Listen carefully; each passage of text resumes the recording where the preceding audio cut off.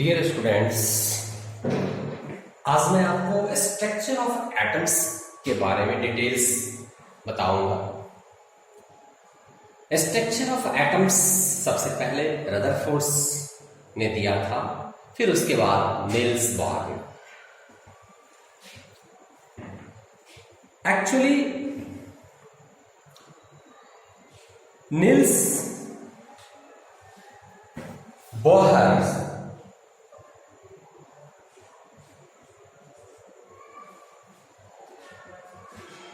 का concept finally लोगों ने माना, क्योंकि रदरफोर्ड्स मॉडल के कंसेप्ट के अनुसार कुछ डिमेरिट्स रह गई थी, कुछ ड्रॉबैक्स रह गया था। मैं आपको ड्रॉबैक्स बता दूंगा, पर 90% दोनों के कंसेप्ट मैच करता है। सबसे पहले देखिए, रदरफोर्ड्स ने स्ट्रक्चर ऑफ एटम्स के बारे में क्या बताया। स्ट्रक्चर मीन्स उनका आकार प्रकार कैसा था। जब ये पता चला कि डाल्टन्स एटॉमिक थ्योरी के बाद कि एटम्स में भी पार्ट हो सकते हैं, और रदरफोर्ड से बताया उनके एटम्स के पार्ट इलेक्ट्रॉन, प्रोटॉन और न्यूट्रॉन है। तो सवाल यहां ये आया कि how electron, proton and neutron are arranged together, कैसे अरेंज्ड। तो according to Rutherford's model of atoms, उन्होंने बताया कि यदि ये स्ट्रक्चर एटम का है तो इसके एक न्यूक्लियस है, और न्यूक्लियस में न्यूट्रॉन और प्रोटॉन होते हैं। प्रोटॉन की चार्ज पॉजिटिव है, दैट्स व्हाई न्यूक्लियस की चार्ज भी पॉजिटिव है, और number of protons equal to number of electron revolve कर रहा है, that's why an atom is neutral. ये न्यूट्रल। तो ये बताया गया किनके बारे में, एटम्स के बारे में। किनके द्वारा? रदरफोर्ड के द्वारा। पर इसमें एक समस्या आई, ये सारी बातें बताई गई कि atom has 3 parts, electron, proton and neutron by Rutherford. उन्होंने ये भी बताया कि centre of atom is very dense, called, उसे क्या कहा गया? Nucleus. Nucleus contains proton, neutron, जैसे आपने देखा। Nucleus is positive charge due to proton, जैसे मैंने आपको बताया। Electron revolve around the nucleus, इसके चारों ओर इलेक्ट्रॉन्स रिवॉल्व करते रहते हैं। और फिर overall atoms has neutral charge, atom के बीच चार्ज न्यूट्रल होते हैं, लेकिन वो एक जगह फेल हो गए, जो कि आगे चलकर माना गया drawback of the Rutherfords. Drawback of Rutherfords. Rutherford का ड्रॉबैक क्या था? इसमें इलेक्ट्रोमैग्नेटिक थ्योरी ऑफ फिजिक्स के अनुसार यदि कोई इलेक्ट्रॉन सर्कुलर पाथ में मूव कर रहा है तो वह होता है एक्सेलरेटेड मोशन। यदि ये सर्कुलर पाथ में इलेक्ट्रॉन मूव कर रहा है तो ये होता है एक्सेलरेटेड मोशन। कैसा होता है? Accelerated motion. तो एक्सेलरेटेड मोशन यदि हो रहा है, जहां कहीं भी एक्सेलरेटेड मोशन होता है, या तो वहां एनर्जी रिलीज होता है या एनर्जी वहां देना होता है। क्यों वहां एनर्जी रिलीज होता है या देना होता है? जैसे आप कोई भी चीज, गाड़ी एक्सीलरेट करते हैं तो एनर्जी देते हैं, जरा पावर देते हैं तो वो एनर्जी बढ़ता है, या फिर वो स्लो होता है तो स्लो होता है। क्यों? क्योंकि वो एनर्जी लूज कर रहा है। तो accelerated motion जहां भी है, every circular motion is accelerated motion because its direction changes. तो जितने भी सर्कुलर मोशन है वो एक्सेलरेटेड मोशन है, और एक्सेलरेटेड मोशन में एनर्जी, यहां पर इसका मतलब है कि लग रहा है जब भी एक्सेलरेट कर रहा है। तो फिजिशियन ने कहा कि यदि इलेक्ट्रॉन एनर्जी लूज कर रहा है तो finally it should be strike the nucleus. Electrons should be stack the nucleus, or atoms should be collapse. Atoms should be destroyed. ये खत्म हो जाना चाहिए. But atom does not collapse, does not destroy. तो how atom is stable? ये जब सवाल किया गया रदरफोर्ड से, Rutherford was failed to explain this concept. वो इस कंसेप्ट को नहीं बता पाए. तो उनका ड्रॉबैक ऑफ रदरफोर्ड क्या हुआ? ड्रॉबैक हुआ ये कि ही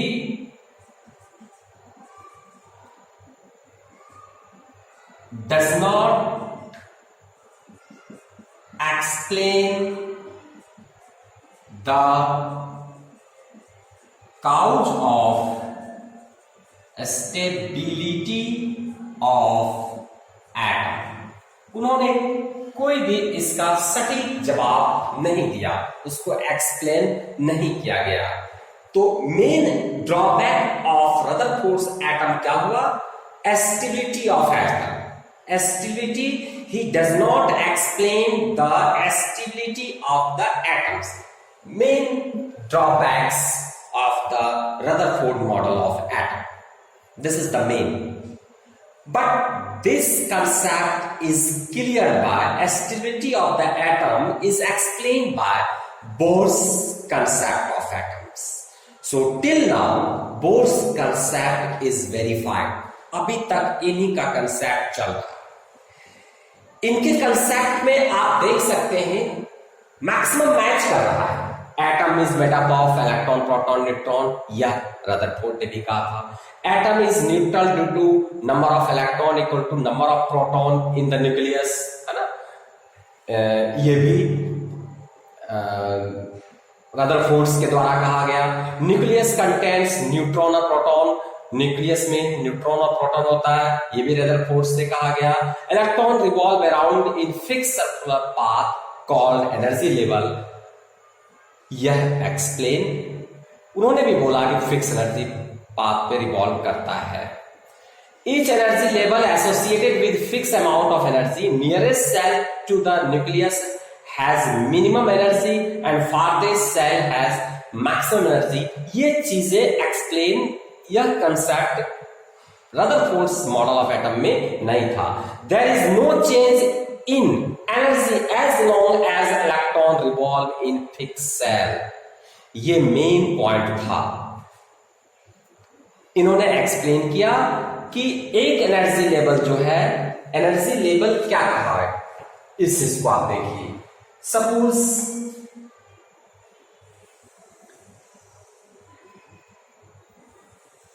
ये structure of atoms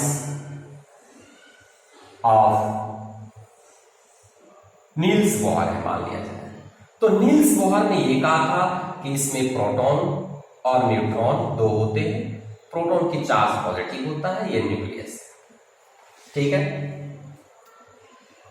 Niels Bohr ने ये कहा कि ये सब, इसको एनर्जी लेवल को, ये जो एनर्जी लेवल है सर्कुलर पाथ का नाम दिया उन्होंने एनर्जी लेवल. और इस एनर्जी लेवल का नेमिंग जो नियरेस्ट है वो के से शुरू किया. के एल एम एन, ये एनर्जी लेवल का उन्होंने नेमिंग दिया. उन्होंने ये कहा कि ये जो नियरेस्ट सेल है, नियरेस्ट ऑर्बिट है, ये मान लो न्यूक्लियस में और एक नेक्स्ट बना देता हूं. ये नियरेस्ट जो आपका सेल है, ये इसकी एनर्जी लेवल मिनिमम है. यानी मिनिमम एनर्जी किसका होगा? मिनिमम एनर्जी हो गया यहां पर के सेल का. मैक्सिमम एनर्जी हो गया आपका यहां पर एन सेल का. यानी जो न्यूक्लियस से सबसे दूर होगा उसकी एनर्जी लेवल उतना ज्यादा है, और जिसका एनर्जी लेवल जो सबसे नजदीक है उसका एनर्जी लेवल उतना कम है. नील्स बोहर ने कहा. अब नील्स बोहर का मेन कंसेप्ट जो डिफरेंट करता है, जो स्टेबिलिटी को शो करता है, वो उन्होंने कहा कि as long as electron revolve, maximum electron can be revolve in first shell two. दो इलेक्ट्रॉन फर्स्ट सेल में रिवॉल्व कर सकते हैं. तो उन्होंने कहा कि जब तक ये इलेक्ट्रॉन के सेल में रिवॉल्व करता रहेगा, जब तक इसकी एनर्जी स्टेबल है, जब तक यह एनर्जी ना तो रेडिएट करेगा, और यदि रेडिएट ना तो ये गेन करेगा, यदि ये गेन करता है और इसकी एनर्जी लेवल इस सेल के बराबर हो जाता है, तो यह इलेक्ट्रॉन जंप कर जाएगा नेक्स्ट सेल में, यानी नेक्स्ट एनर्जी लेवल में। उन्होंने इस तरह से बोला कि इसकी इलेक्ट्रॉन की ऑर्बिट चेंज हो सकती है। इसका मतलब ये हुआ कि ये खुद लूज नहीं करता, जिसके कारण ये इस पर स्ट्राइक करे और इससे एनर्जी, और यदि ये गेन करता है तो नेक्स्ट लेवल पे ये जंप कर जाता है। तो आपने ये देखा कि जब तक सेम ऑर्बिट में इलेक्ट्रॉन रिवॉल्व करता रहेगा, जब तक यह एनर्जी उसकी सेम रहेगी, वो न लूज करेगा न गेन करेगा, ठीक है। और यह स्टेबिलिटी का काउज बना, जिसके कारण नील्स बोहर ने एटम्स की स्टेबिलिटी का एक्सप्लेनेशन दे दिया, ठीक है। तो ये हुआ आपके नील्स बोहर का कंसेप्ट ऑफ इलेक्ट्रॉन। दोनों में सिमिलर है, पर ये स्टेबिलिटी रदरफोर्ड नहीं शो कर पाए और बोहर्स ने स्टेबिलिटी शो कर दिया। अब उन्होंने एक बात और बताया कि ऐसा नहीं है कि के सेल में जितनी मर्जी है उतनी इलेक्ट्रॉन हो जाए। उन्होंने कहा कि प्रत्येक सेल का, प्रत्येक एनर्जी लेवल का, इसको सेल कहते हैं, प्रत्येक एनर्जी लेवल का एक क्षमता है नंबर ऑफ इलेक्ट्रॉन एसोसिएट करने का। उसका एक फॉर्मूला भी है कि किस सेल में कितने नंबर ऑफ इलेक्ट्रॉन एसोसिएट हो सकता है। सपोज नंबर ऑफ एसोसिएशन के सेल, के फर्स्ट सेल है, इसको नंबरिंग से डिनोट करते हैं। तो इसमें उन्होंने फॉर्मूला दिया था number of electron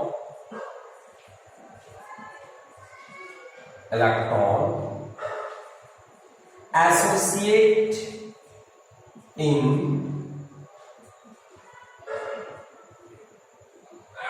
n cell equal to 2n square. कितने, किस सेल में कितने नंबर ऑफ इलेक्ट्रॉन रहेगा, n फॉर यहां हो गया सेल, किस सेल में कितने नंबर ऑफ इलेक्ट्रॉन रहेगा, इसका डिसीजन इस फॉर्मूले से निकलेगा। It is the first shell, therefore n equal to 1, तो इसमें नंबर ऑफ इलेक्ट्रॉन रहेंगे 1 square means 2 electrons. K L shell, L second shell है, तो इसमें नंबर ऑफ इलेक्ट्रॉन रहेंगे 2 into 2 square means 8। K L M, M third shell है, तो इसमें नंबर ऑफ इलेक्ट्रॉन्स रह सकते हैं 2 into 3 whole square means 18 and so. ये नंबर ऑफ इलेक्ट्रॉन उसमें एसोसिएट कर सकते हैं। तो ये आपका हुआ रदरफोर्ड स्ट्रक्चर ऑफ एटम, और वह है Niels Bohr concept of electron. अब इसमें आपने क्या देखा, मेन दोनों का पढ़ने का कंपेयर में ये है कि ये रदरफोर्ड स्टेबिलिटी नहीं शो कर पाए एटम का, और उन्होंने स्टेबिलिटी ऑफ एटम शो कर दिया, ठीक है। अब आपको मैंने ये बताया कि नील्स बोहर के कंसेप्ट के अनुसार यह भी क्लियर हुआ कि नंबर ऑफ इलेक्ट्रॉन कितने रह सकते हैं पार्टिकुलर सेल में, ठीक है। और एक कंसेप्ट उन्होंने दिया है, एक चीज हमें इसके बारे में पेपर में ये भी पूछा जाता है, इलेक्ट्रॉनिक कॉन्फ़िगरेशन। इलेक्ट्रॉनिक कॉन्फ़िगरेशन क्या है?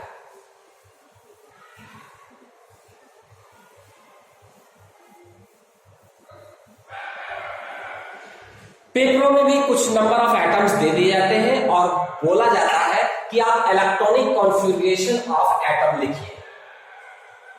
तो आप देख लीजिए, सीख लीजिए electronic configuration of atom. Electronic configuration of atom है क्या? Arrangement of electrons in the atom is known as electronic configuration of atom.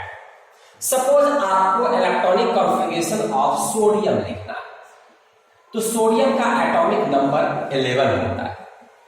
तो इसका आपको पता है कि किस सेल में कितने इलेक्ट्रॉन्स रहेंगे। तो सोडियम का इलेक्ट्रॉनिक कॉन्फ़िगरेशन हो जाएगा, फर्स्ट सेल में 2 इलेक्ट्रॉन्स मैक्सिमम रह सकेंगे, सेकेंड सेल में 8 होता है तो 8 डाल दीजिए, बच गया 1, ये चला गया नेक्स्ट। तो ये हो गया electronic configuration of sodium.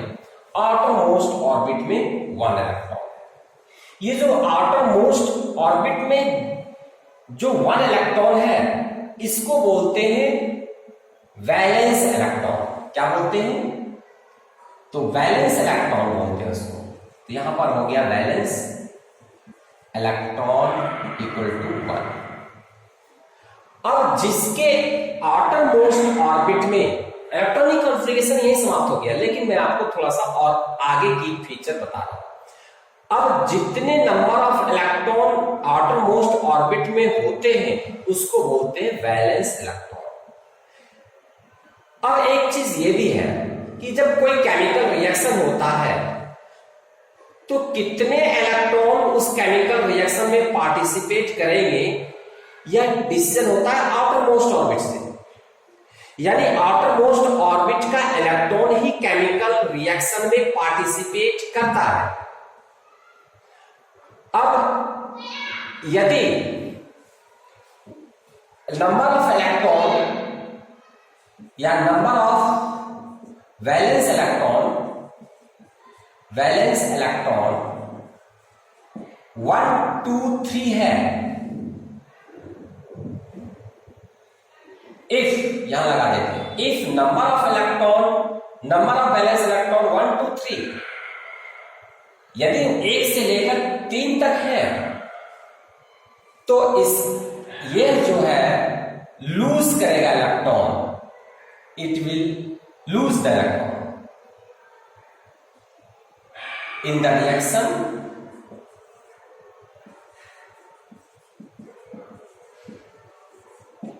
it will lose the electron।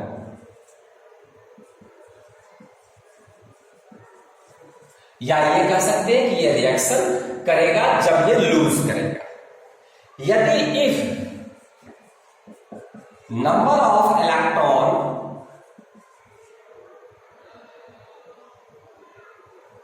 Five और मोर देन 5 होता है तो यह then it will react after taking the electron। वो इलेक्ट्रॉन लेकर रिएक्शन करेगा। ये रिएक्शन लूज क्यों कर रहा है, गेन क्यों कर रहा है? लूज इसलिए कर रहा है ताकि ये ऑक्टेट हो। कोई भी एटम्स जैसे सोडियम फ्री स्टेट में नहीं एग्जिस्ट कर सकता क्योंकि इसके आउटर मोस्ट ऑर्बिट में 1 इलेक्ट्रॉन है।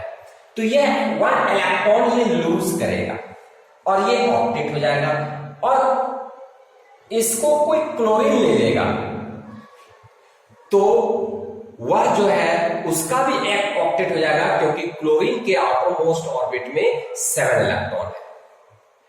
तो मैं इस पर इतना ही बताना चाह रहा था कि आउटर मोस्ट ऑर्बिट में जो इलेक्ट्रॉन होते हैं उसको वैलेंस इलेक्ट्रॉन बोलते हैं और यदि वैलेंस इलेक्ट्रॉन 1 2 3 है तो रिएक्शन के दरमियान वो लूज करेगा और यदि वैलेंस इलेक्ट्रॉन 5 6 7 है तो वो गेन करेगा टू बी ऑक्टेट होने के लिए, है ना, टू बी ऑक्टेट। ऑक्टेट। 8 बनाने के लिए आउटरमोस्ट ऑर्बिट में 8 होंगे। अच्छा, एक कंसेप्ट है वैलेंसी किसे कहते हैं, तो जितने number of atoms chemical reaction में पार्टिसिपेट करता है उसको बोलते हैं वैलेंसी। वैलेंसी इक्वल टू होता है number of electron take part in the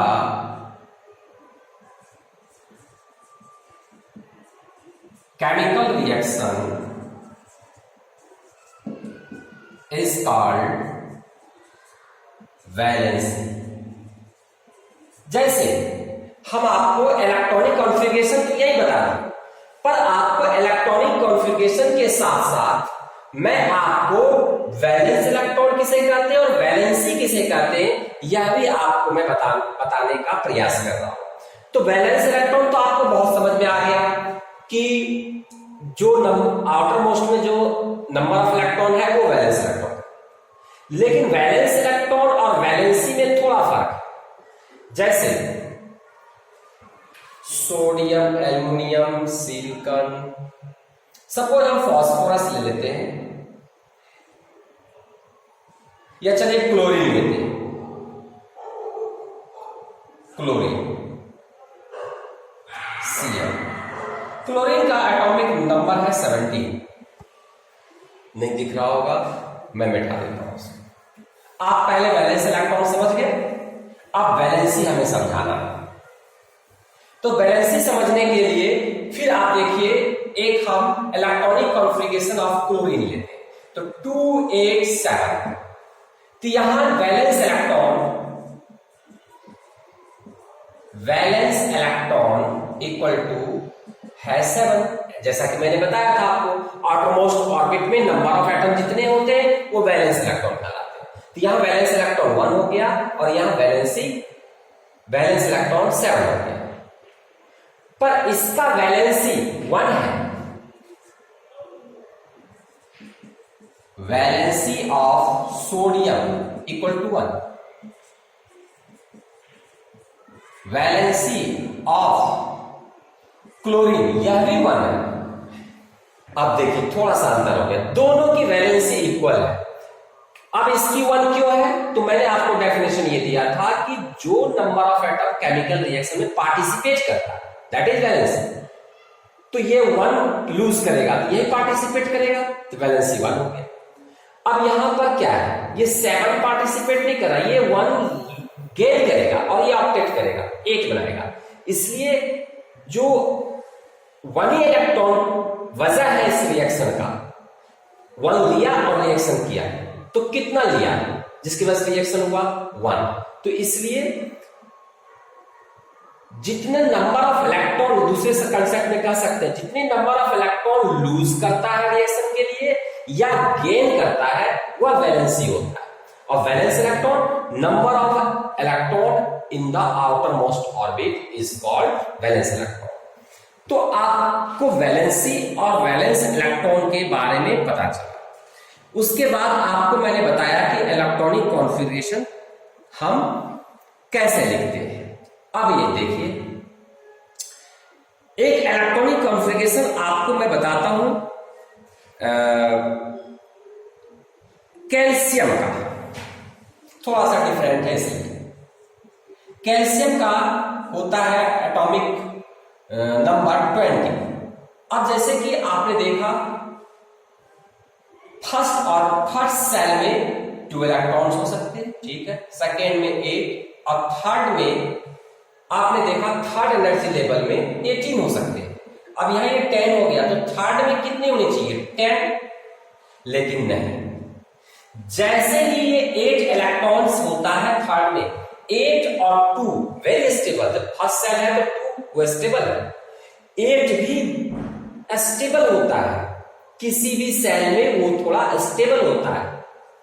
तो जैसे ये 8 बेशक इससे इस थर्ड सेल, ये suppose it is KLM, M shell की पावर है, मोर देन 8 इलेक्ट्रॉन एसोसिएट करने का, बट 8 नंबर is slightly stable number, so it does not tends to take more than 8, ये लेना नहीं चाहता, जिसके वजह से जो बाकी 2 इलेक्ट्रॉन है वो चला जाता है नेक्स्ट सेल।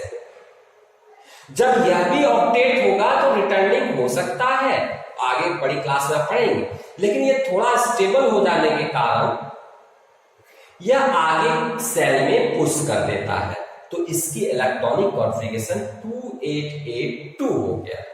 और आपसे यदि पूछा जाएगा कि बैलेंस इलेक्ट्रॉन कितनी है, यहां पर बैलेंस इलेक्ट्रॉन क्या है, तो 2, वैलेंसी क्या है, तो वैलेंसी भी 2 है। ठीक, तो यह आज आपने ये सीखा अभी कि स्ट्रक्चर ऑफ एटम क्या है, जैसा कि रदरफोर्ड मॉडल में और नील्स बोहर के मॉडल में भी देखा। तो स्ट्रक्चर में ये देखा कि बीच में न्यूक्लियस है, फिर डिफरेंट एनर्जी लेवल है, उसका नाम है KLMN। पार्टिकुलर एनर्जी लेवल में particular number of electron he associate हो सकता है, उसका फॉर्मूला ये है, इस नियम के तहत नंबर ऑफ इलेक्ट्रॉन इसमें एसोसिएट करता है। फिर स्टेबिलिटी जो एक्सप्लेन किया नील्स बोहर ने, उस पे आपने देखा कि जब इसमें हम एनर्जी देंगे तो जब हायर एनर्जी लेवल में ये जंप कर जाएगा, जब इससे एनर्जी हम लेंगे तो ये लोअर एनर्जी लेवल में जंप कर जाएगा, लेकिन वो धीरे धीरे स्ट्राइक नहीं करेगा, जैसा कि रदरफोर्ड्स मॉडल में पॉसिबिलिटी बन रही थी, जिसकी वजह से ये स्टेबल एटम्स है, नील्स बोहर ने शो कर दिया। नील्स बोहर ने सारी ये बातें बताई कि एटम्स कैसे अरेंज्ड है, इलेक्ट्रॉन कैसे स्टेबल है, क्या न्यूट्रल चार्ज कैसे है, ये सारी बातें इसमें मैंने आपको लिख कर दिया है। उसके बाद मैंने आपको सिखाया है कि किसी भी एटम्स का इलेक्ट्रॉनिक कॉन्फ़िगरेशन कैसे लिखते हैं, फिर बताया वैलेंस इलेक्ट्रॉन क्या होता है और वैलेंसी क्या होता है, यह सब आपको बताया गया। ठीक, फिर बताया गया ड्रॉबैक ऑफ रदरफोर्ड्स एटम। धन्यवाद।